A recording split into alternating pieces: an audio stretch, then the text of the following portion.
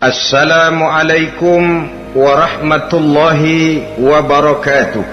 Waalaikumsalam warahmatullahi wabarakatuh. Bismillahirrahmanirrahim. Alhamdulillahi rabbil alamin. Wassalatu wassalamu ala ashrafil anbiya'i wal mursalin, Sayyidina wa maulana Muhammadin wa ala alihi wa ashabihil mujahidin at-tahirin, amma ba'du. Saudara-saudara kaum muslimin rahimakumullah, agama mengajarkan bahwa di dalam melaksanakan segala macam pekerjaan hendaklah dilaksanakan dengan penuh hati-hati dan perhitungan. Dikatakan dalam pepatah, fit ta'annis salamah wa fil ajalatin nadamah. Di dalam keberhati-hatian itu ada keselamatan, dan di dalam sikap tergesa-gesa, di dalam sikap terburu-buru biasanya mengandung penyesalan. Tetapi ada 5 perkara yang malah memang harus dikerjakan secara buru-buru. Apa yang 5 perkara itu? Pertama, mengubur jenazah. Tidak baik kalau jenazah itu disemayamkan sampai 2-3 hari di rumah. Dan yang lebih baik, mengubur jenazah itu adalah di tempat di mana dia meninggal. Contohnya adalah baginda Nabi. Beliau kelahiran Mekah, beliau wafat di Madinah, maka di Madinah itulah beliau dimakamkan dan bukan di kota Mekah. Karena prinsipnya agama menginginkan kemudahan dan tidak menginginkan kesukaran. Hal kedua yang harus dikerjakan dengan segera ialah mengawinkan anak perempuan. Apabila kita mempunyai anak perempuan, sudah sampai usianya untuk memasuki ambang pintu pernikahan, dan dia sudah minta untuk dinikahkan, maka segeralah orang tua menikahkannya atau mengawinkannya. Sebab biasanya anak perempuan, apalagi di zaman sekarang, kalau tidak segera dikawinkan oleh orang tuanya, dikhawatirkan dia akan kawin sendiri. Dan itu tentu akhirnya akan merepotkan kedua orang tuanya. Hal ketiga yang harus dikerjakan dengan segera dan buru-buru ialah membayar hutang. Apabila kita sudah berhutang kepada seseorang dan sudah ada uang untuk membayarnya, bersegeralah untuk membayar. So kalau ditunda besok, lusa, atau hari minggu depan, dikhawatirkan uangnya akan terpakai untuk kepentingan-kepentingan yang lain, dan hutang akan tetap tinggal hutang, tidak pernah terbayar adanya. Hal keempat yang harus disegerakan ialah menghidangkan makanan untuk orang musafir yang kebetulan menjadi tamu di rumah kita. Dan hal yang kelima yang harus dilakukan dengan buru-buru, dengan segera, bertaubat apabila mengerjakan perbuatan dosa. Hal kelima inilah yang akan kita bicarakan pada pertemuan kita kali ini, yaitu tentang taubat kepada Allah Subhanahu wa ta'ala. Taubat berasal dari kata-kata taba yatubu, yang isim masdarnya adalah taubatan. Artinya sama dengan roja'a yarji'u, ada ya'udu, pulang atau kembali. Bertobat maksudnya kembali dari yang dilarang oleh Allah. Kalau dalam perjalanan hidup ini kita suka menerjang larangan-larangan Allah, melaksanakan apa-apa yang dilarang olehnya, maka taubat artinya meninggalkan larangan-larangan itu dan kembali kepada apa yang diperintah oleh Allah Subhanahu wa ta'ala. Kenapa taubat ini harus disegerakan? Karena makhluk bernama manusia ini sulit melepaskan diri dari dosa dan salah. Nabi bersabda, kullu bani Adam khatta'un wa khairul khatta'ina tawwabun. Setiap anak Adam, yakni setiap manusia, pasti mempunyai dosa dan kesalahan. Dan sebaik-baik orang yang mempunyai dosa dan kesalahan ialah orang yang segera bertaubat. Dengan kata lain, orang yang baik sesungguhnya bukanlah orang yang tidak punya salah, karena tidak ada orangnya yang tidak punya salah.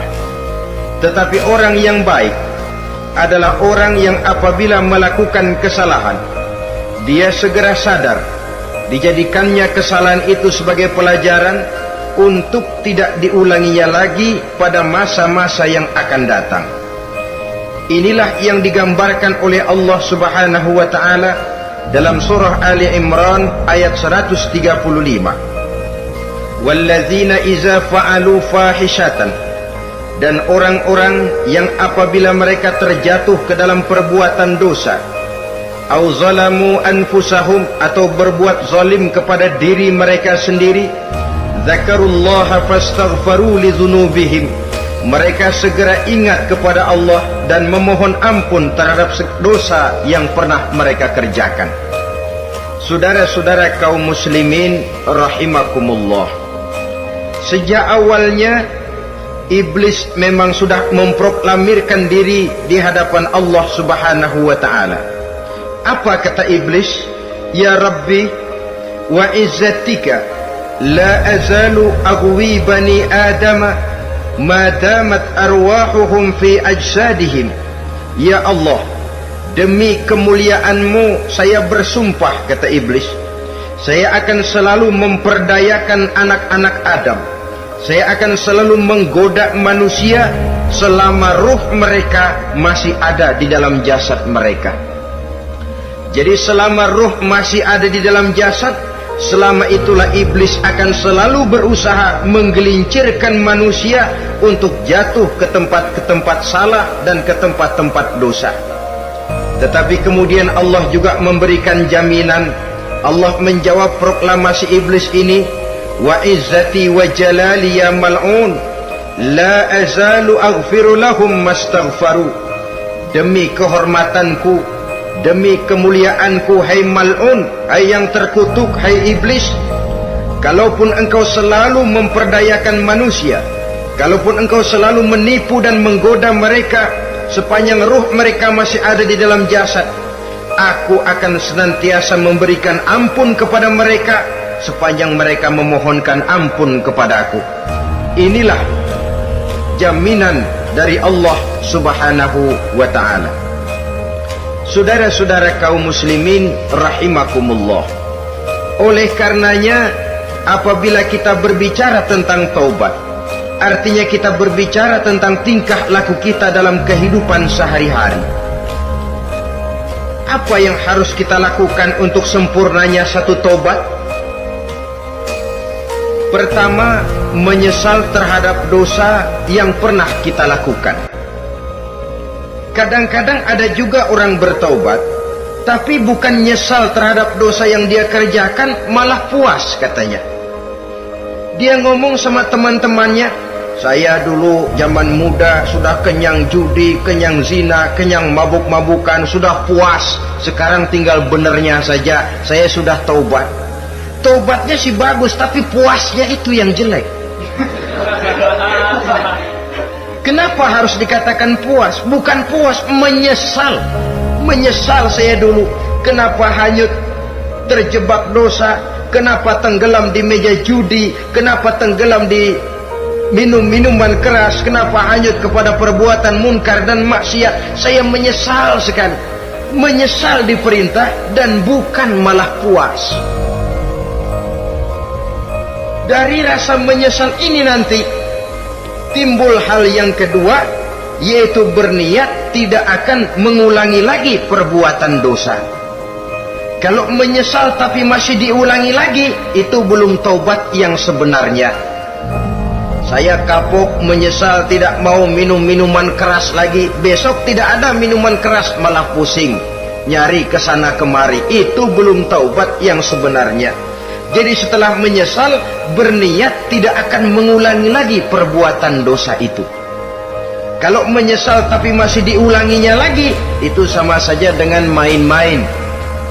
Saudara-saudara kaum muslimin rahimakumullah, Barangkali itu yang orang namakan dengan taubat sambal namanya. Kita kalau makan nasi pakai sambal, pedesnya bukan main, repot, marah, ngomel. Gila, sambal pedes bukan main, taubat sama sambal.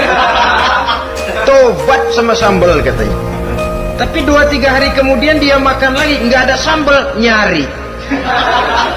Kemarin sudah taubat, 2 hari kemudian malah nyari. Ini bukan taubat yang sebenarnya. Penyesalannya tidak diiringi dengan berniat untuk tidak mengulangi perbuatan dosa itu selama-lamanya. Saudara hadirin, kita sudah taubat, tidak mau lagi minum minuman keras. Datang teman, minum ya? Nggak mau. Kenapa? Saya sudah taubat. Yang benar, benar. Kalau dibayarin, tahu dah. Jadi rupanya taubatnya itu cuma karena nggak ada yang bayarin. Begitu datang yang bayarin, berangkat lagi. Itu belum lagi merupakan taubat yang sebenarnya. Begitu juga kita taubat dari meja judi. Pada waktu sudah buras, bangkrut, habis-habisan, mungkin menyesal, mungkin bertobat. Inilah akibatnya judi, rumah tangga berantakan, harta buras, anak terlantar, uang tidak ada. Taubat saya tidak mau lagi-lagi tenggelam di meja judi. Pada saat kondisinya bangkrut, itu yang diucapkan. Tapi 2-3 hari, 4-3 minggu, 1 bulan kemudian rezekinya banyak, makmur lagi, usahanya maju lagi, lupa lagi dia kepada ucapan sebelumnya. Akhirnya sedikit demi sedikit tenggelam kembali di meja judi. Ini pun belum merupakan taubat yang sebenarnya. Jadi untuk sempurnanya taubat, yang pertama menyesal terhadap dosa yang telah dilakukan, yang kedua berjanji tidak akan mengulangi lagi, kemudian yang ketiga meninggalkan perbuatan jahat itu untuk selama-lamanya. Dengan kata lain, kalau memang taubat tidak mau minum lagi, talak 3 itu minuman keras. Kalau memang niat tidak akan berjudi lagi, talak 3 itu segala macam bentuk perjudian, meninggalkan perbuatan jahat. Yang keempat, menunaikan semua fardu dan kewajiban. Sebab barangkali pada saat kita tenggelam dalam dosa, perintah-perintah Allah, jangankan yang sunnah, yang wajib saja sering kita lalaikan. Maka apabila diri telah berniat melaksanakan taubat, maka tunaikan semua kewajiban yang disyariatkan oleh agama kepada kita. Yang kelima, meminta halal kepada para lawannya dengan termasuk mengembalikan hak milik orang lain. Ini kalau menyangkut hukukul adamiyin atau hak-hak manusia. Jadi kalau kita berdosa kepada sesama manusia, Allah belum akan menerima taubat kita kalau kita belum minta maaf kepada yang bersangkutan. Adapun kalau kita sudah minta maaf tapi yang bersangkutan tidak mau memberikan maaf, itu urusan dia kepada Allah. Urusan kita adalah meminta maaf kepada yang bersangkutan. Hal yang keenam, mendidik atau melatih diri untuk bertaat kepada Allah. Sebagaimana kita dulunya telah melatih diri, memperturutkan diri untuk berbuat durhaka. Lalu memperbaiki yang dimakan dan yang diminum. Itu juga merupakan ciri dari orang-orang yang melaksanakan taubat kepada Allah Subhanahu wa ta'ala. Kemudian apalagi? Memperbanyak istighfar di dalam kehidupan. Disabdakan oleh Nabi, inna likulli da'in dawa'un wa dawa'u zunubi al-istighfar. Sesungguhnya segala macam penyakit tentu ada obatnya, dan obat dari segala macam dosa adalah istighfar. Saudara-saudara kaum muslimin rahimakumullah. Jadi kalau yang terdahulu merupakan perbuatan-perbuatan konkret, maka yang terakhir ini taubat dalam bentuk ucapan berupa memperbanyak istighfar, memohonkan ampun kepada Allah Subhanahu wa ta'ala. Mari kita lihat dalam teladan hidup kita, manusia yang hatinya paling bersih tidak lain adalah Rasulullah sallallahu alaihi wasallam. Beliau sudah mendapat jaminan ampun dari seluruh dosa.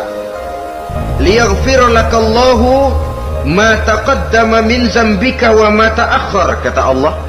Muhammad, dosamu yang dahulu, dosamu yang sekarang, dosamu yang akan datang jikalau memang ada, seluruhnya sudah mendapat jaminan ampun dari Allah. Tetapi coba lihat dari sejarah perjalanan hidup yang mulia ini. Sungguh pun beliau sudah nyata-nyata mendapat jaminan ampun dari Allah. Beliau mengatakan, ayyuhan nas, tubu ilallah, fa inni atubu fil yaumi mi'ata marrah. Wahai manusia, bertaubatlah kepada Allah, maka sesungguhnya saya, kata beliau, dalam satu hari bertaubat 100 kali kepada Allah. Dalam riwayat yang lain, sab'ina marrah, 70 kali beliau mengucapkan istighfar minimalnya dalam sehari semalam. Orang yang sudah nyata-nyata mendapat jaminan ampun dari Allah ini, satu hari satu malam istighfarnya minimal 70 kali. Apatah lagi kita yang nyata-nyata belum mendapat jaminan ampun dari Allah. Di dalam satu hadis diriwayatkan bahwa iblis laknatullah alaih pernah berkata, ahlaktun nasa bizzunubi wal ma'asi. Aku rusak dan aku hancurkan kehidupan manusia dengan dosa dan dengan segala macam perbuatan maksiat. Iblis menghancurkan manusia dengan menanamkan kegemaran berbuat dosa dan menanamkan kesukaan untuk bergelimang dalam dunia maksiat. Tetapi kemudian iblis mengakui, wa ahlakuni bila ilaha illallah wal istighfar. Tetapi kemudian terbalik, manusia menghancurkan aku dengan kalimat la ilaha illallah dan dengan istighfar, yakni mengucapkan astaghfirullahalazim. Inilah senjata pemungkas menghadapi upaya iblis untuk menghancurkan manusia. Kalau iblis menghancurkan manusia dengan perbuatan dosa, dengan menenggelamkan manusia ke dalam perbuatan-perbuatan maksiat, hendaknya kita sadar, pada saat kita terdorong untuk melakukan perbuatan dosa, kita lalu sadar inilah perangkap iblis untuk membinasakan saya. Pada saat kita terjebak ke dalam perbuatan maksiat dan munkarat, ingatlah baik-baik, inilah perangkap iblis untuk merusak dan membinasakan saya.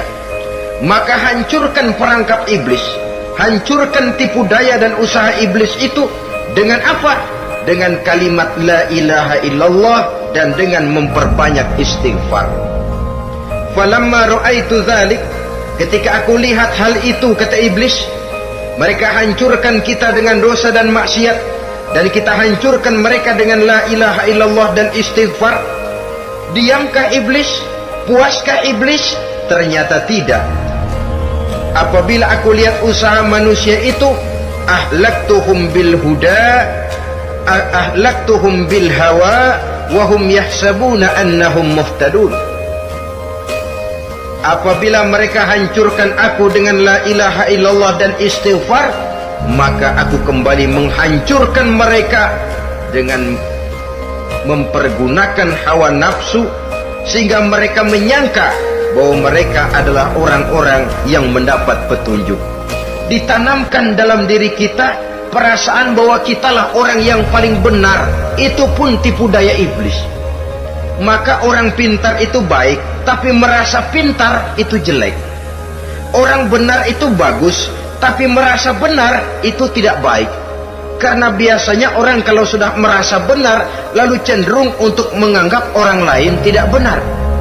Kalau sudah begitu, dia akan mengklaim diri, sayalah orang yang paling benar, yang lain tidak benar semuanya. Itu termasuk perangkap iblis juga. Setelah kita gempur mereka dengan kalimat tahlil dan dengan kalimat istighfar. Saudara-saudara kaum muslimin rahimakumullah, Allah Maha Pengasih dan Maha Penyayang. Ia akan mengampunkan perbuatan yang bersifat salah dari manusia Hanya manusia saja yang kadang-kadang bodoh, tidak mau mengampuni dan memaafkan dirinya sendiri, dengan membiarkan dirinya terseret berlarut-larut dalam dosa tanpa keinginan untuk bertaubat. Sepanjang nafas belum sampai di tenggorokan, sepanjang matahari masih terbit di sebelah timur dan terbenam di sebelah barat, sepanjang itu Allah masih akan menerima taubat seorang hamba. Innallaha yaqbalu taubatal abdi ma lam yugharghir. Allah akan senantiasa menerima taubat seorang hamba sebelum nafasnya sampai di tenggorokan. Apabila nafas sudah sampai di tenggorokan, maka taubat sudah terlambat adanya.